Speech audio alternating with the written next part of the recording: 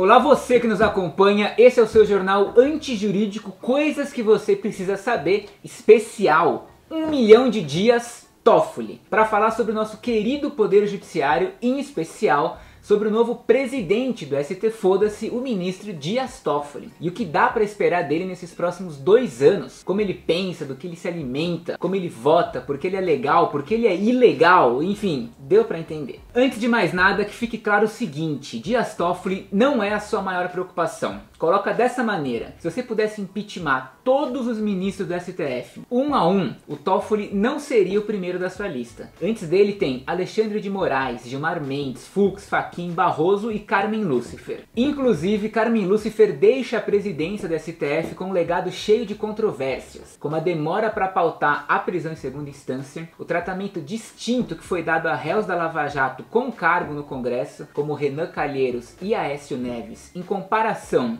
a Eduardo Cunha e Delcídio do Amaral, e por fim, os encontros na sua casa com Temer aos beijos e sorrisos após ele ter sido denunciado 2 vezes pela Procuradoria-Geral da República. O ponto é, você sobrevive até que razoavelmente bem com Dias Toffoli no STF. Das decisões dele não tem nada de glamuroso ou memorável, como também não são deploráveis. Se você pegar os top 10 episódios mais memoráveis do STF, tanto pro bem quanto pro mal, o Toffoli não tá em nenhum deles. Ele é tipo... blá. Bom, agora vamos lá. Toffoli foi o ministro mais novo do STF. Ele entrou lá com 41 anos de idade. Então, consequentemente, ele será o ministro que vai ficar mais tempo na corte. Por isso, 1 milhão de dias Toffoli. Hoje o ministro mais velho é o Celso de Mello, ou se preferir, Celso de Velho, que foi nomeado pelo Sarney e tomou posse mais ou menos ali quando derrubaram o Muro de Berlim.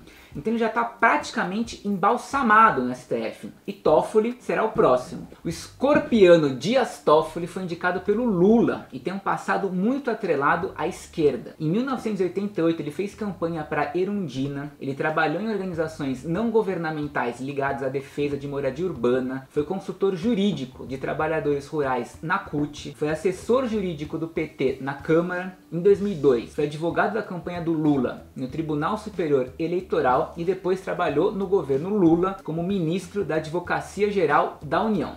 Então, desde que ele entrou para o STF, grande parte dos seus esforços foram para desvincular a imagem dele do PT e da esquerda. Por isso que no mensalão, toda a expectativa era para ver como que ele ia julgar, que foi justamente absolvendo Dirceu e condenando o genuíno, ou seja, cerveja. Não bastasse um passado ligado à esquerda, a sabatina do Toffoli também foi muito acalorada porque ele era o único ministro que não tinha nem mestrado e nem doutorado, ou seja, um cara sem uma vida acadêmica expressiva. Além do mais, também resgataram do fundo do baú que ele tinha sido reprovado 2 vezes no concurso para magistratura. Daí, para se defender, ele disse que os ministros da Suprema Corte dos United States of America também não tinham nem doutorado e nem mestrado, então cala a boca, já morreu, quem manda aqui sou eu.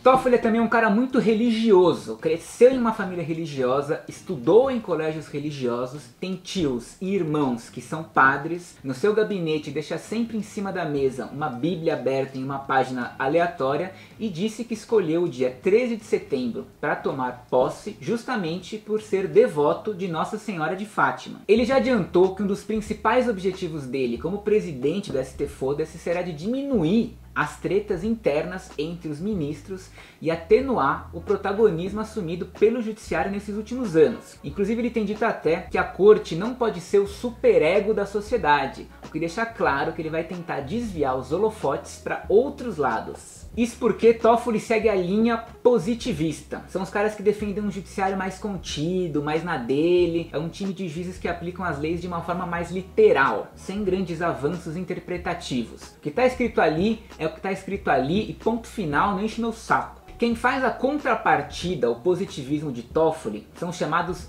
neoconstitucionalistas, os caras que defendem um papel mais ativo do judiciário como um agente social de mudanças, como Fux, quando diz que o judiciário que vai salvar o Brasil do naufrágio, ou Barroso, quando diz que entre a voz das ruas e a voz da Constituição, o STF deve ficar com a voz das ruas. Por ser um dos ministros mais metódicos e obcecado por números e estatísticas, ele já adiantou também que quer aperfeiçoar os sistemas de informação e dados, para todo mundo parar de trabalhar com achismos. Afinal, ninguém sabe ao certo quantos inquéritos tramitam no Brasil, quantos júris ocorrem por ano ou sequer quantos presos existem. Enfim, pode-se dizer que ele é o cara mais organizado do STF e o ministro com menos processos à espera de decisão. São apenas 2.000 e caralhada. Mas não vá você pensando que isso é necessariamente bom, porque ao mesmo tempo, no que se refere aos pedidos de vista, ou os chamados perdidos de vista, ele é o recordista. Lidera o ranking de ministro que mais pediu vista de processos e depois engavetou para sempre. Quanto aos bastidores, que fique você sabendo que o best friend forever de Toffoli é o Gilmar Mendes. Inclusive eles votam de maneira muito parecida, mas agora ele quer expandir seu círculo de amizades e já anunciou também que uma das medidas dele como presidente da ST Foda-se será de criar uma rotina de almoços mensais entre os ministros, para todo mundo fofocar, tomar uma cervejinha, pôr o papo em dia, daquele jeito. Outra coisa muito importante é o seguinte: como presidente do STF, ele é automaticamente também o presidente do CNJ, e quanto a isso, ele já disse que quer aumentar o número de tornozeleiras eletrônicas para dar uma esvaziada de leve nos presídios, o que é uma boa iniciativa que já deveria ter sido feita há pelo menos 10 anos, independente de quem fosse o presidente do CNJ.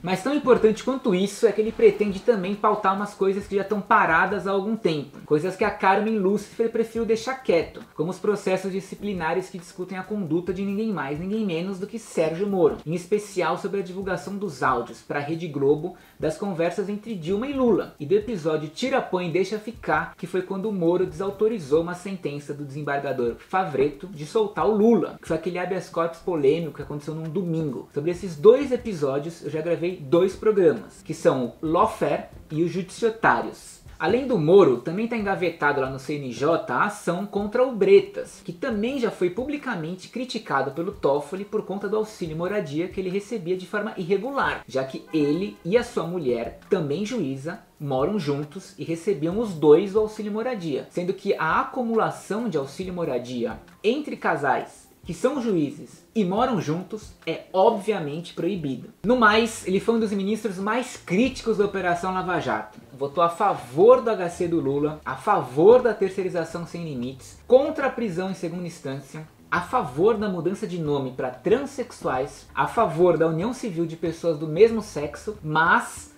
contra a adoção de crianças por casais homossexuais. E apesar de católico, deu a entender que mesmo pessoalmente sendo contra o aborto, talvez ele vote pela descriminalização. E o resumo da ópera é o seguinte: hoje a agenda política do Brasil está na mão do STF, em especial agora do 1 milhão de dias Toffoli. São eles que decidem quais assuntos deixam de ser os mais importantes e quais que vão se tornar o centro do debate público ou das prioridades do governo. É por isso que a relação judiciário e mídia sempre foi uma parada umbilical. Tanto é que o STF tem a primeira turma, tem a segunda turma e tem até a turma Globo News. Na Câmara Criminal Globo News, os juízes que julgam todos os casos são os ministros Gerson Camarote, o ministro Merval Pereira e a ministra Natuza Neri, que outro dia inclusive falou sobre as decisões monocromáticas. Mas não é só a Natuza que fala sobre o que der na telha. O STF mesmo é uma corte que faz de tudo. É um tribunal recursal, criminal e constitucional, que decide assuntos que vão desde a legalidade da caça às capivaras, se a morte de um tatu é crime ambiental,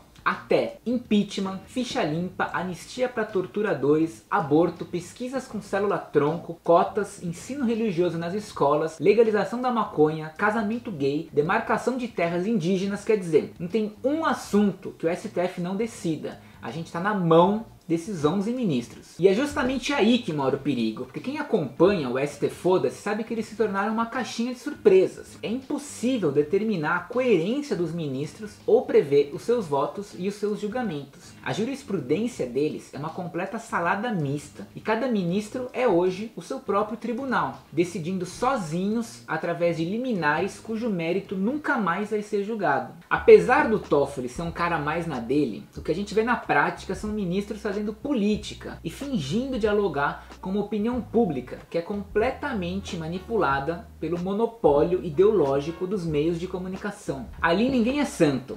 São ministros até que independentes, mas longe de serem neutros. Cada um ali tem sua própria visão de mundo e sua própria interpretação sobre a sociedade e, consequentemente, sobre as leis. Tem um ou outro posicionamento mais progressista, mas o que não falta, na verdade, são ministros de prontidão para justificar e chancelar todo e qualquer tipo de legalidade, desde golpes, impeachments, reformas trabalhistas, ajustes fiscais, terceirização sem limites e o que mais o capital financeiro precisar. Tenha em mente o seguinte: o STF se tornou abertamente uma corte mediatizada. Já está mais do que claro aos olhares leigos que as escolhas de pauta e as tretas ao vivo entre os ministros não passam de jogadas políticas que nada tem a ver com o direito. E por mais que em seu discurso de posse como presidente do STF Foda-se, Toffoli tenha citado Cazuza, O Tempo Não Para, Renato Russo, O Futuro Já Não É Mais Como Era Antigamente e Jota Quest, Na Moral, o atual estado da arte é que temos hoje 90% da população brasileira considerando o judiciário, em especial o STF, pouco ou nada confiável.